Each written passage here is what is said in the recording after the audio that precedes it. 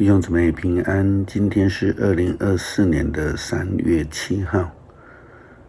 今天的经文是诗篇107篇第1节到第3节，17节到22节，创世纪第9章第8节到17节，以弗所书第1章第3节到第6节。今天要跟大家分享的主题是恩典的记号。大斋节期斋戒月是基督宗教纪念耶稣基督开始传福音受试探前的禁食。对于基督徒而言，这个是上帝的恩典，透过了耶稣基督所赐下的。禁食似乎成了这个节期的一个记号，但是我们千万要记得，就是禁食不可能成为一个形式的文化传统礼仪，因为耶稣曾经针对这件事情批评过法利赛人，他们为了追求禁食而不顾真实的一个情势。因此耶稣基督以新酒不能放在旧皮囊来形容旧的文化传统与上帝的新约不合。因为恩典的新郎耶稣基督来了，人就不应该禁食，应当欢喜快乐地领受上帝的恩典，并且领受呼召来成为福音的使者。斋戒月的重点其实不是禁食，而是纪念耶稣基督降世为了世人的罪受钉死在十字架上的救恩。斋戒月恩典的记号，除了禁食，这是胜过试炼的记号，还有洗脚，这是呼召的记号。另外圣礼点就是最后晚餐，就成了这个分享纪念主恩自我反省的一个记号。客西马尼成了顺服祷告的记号，十字架就成了受苦流血牺牲以及救恩的记号。上帝以大洪水毁灭了当时候的世界，后来在大水之后，上帝以洪作为了恩典的记号。创世纪第9章第8节到17节记载了当时候上帝跟挪亚以及他的儿子们所说的话。上帝对挪亚和他的儿子们说：我现在要与你们和你们的子子孙孙以及地上所有的动物，那就是那一些跟你们从船里出来的牲畜、飞鸟等等立约。我应许你们，所有的生物绝不再被洪水消灭，不再有洪水毁灭大地。我使我的彩虹在云端出现，作为立约永久的记号。这约是我与你们以及所有生物立约。彩虹是我与世界立约的记号。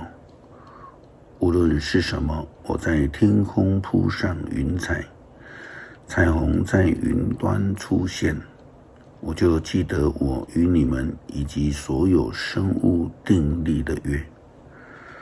洪水不再毁灭所有的生物。当我看见彩虹在云端出现，我就记得我与你们和地上所有的生物立永远的约。这就是我与世上所有的生物立约的一个记号。上帝非常明白地说，那红就是上帝与挪亚以及他们全家立约的一个记号，不会再有洪水来灭绝大地。上帝用红做了永久恩典的记号。上帝所赐给不同时代的人、不同对象的记号都不相同。我们之前谈到过出埃及的事情，上帝给出埃及的以色列人的记号也有许多，包括了10灾，或是说10个保守的恩典，红海、玛拿、鹌鹑、云柱、火柱、征战、西乃山等等。上帝最终通过了耶稣基督，他赐下永恒的拯救恩典，并且赐下记号给世人。如同约翰福音所说的，凡是相信的人就不至灭亡，反得永生。保罗在给以弗所教会基督徒的信里面这样提到，以弗所书第1章第3节到第6节，标题是写基督里的属灵恩赐。他说，感谢我们的主耶稣基督的父上帝，因为他借着基督把天上各样属灵的福气赐给了我们。在创世以前，他已借着耶稣基督拣选了我们，使我们在他面前成为圣洁，没有丝毫缺点的人。上帝爱我们，预先决定借着耶稣基督使我们归属于他，而有他做儿女的名分。这是他所喜悦的，是他的旨意。让我们颂赞上帝这荣耀的恩典，因为他把他亲爱的儿子白白的赐给了我们。上帝将独生儿子白白的赐给了世人，十字架的救恩就成了救赎的记号。但是事实上，耶稣基督自己才是恩典的记号。无论他是在禁食，是在接受试探，是在传福音，是在医治人、赦罪、客西马尼园的祷告、被捕、被诉、被鞭打，甚至被钉、埋葬、复活，这些都是他恩典的记号。但是耶稣基督他本身才是恩典。诗篇107篇第1节到第3节，17节到22节，颂赞上帝至善，要感谢上主，因他至善，他的慈爱永远长存。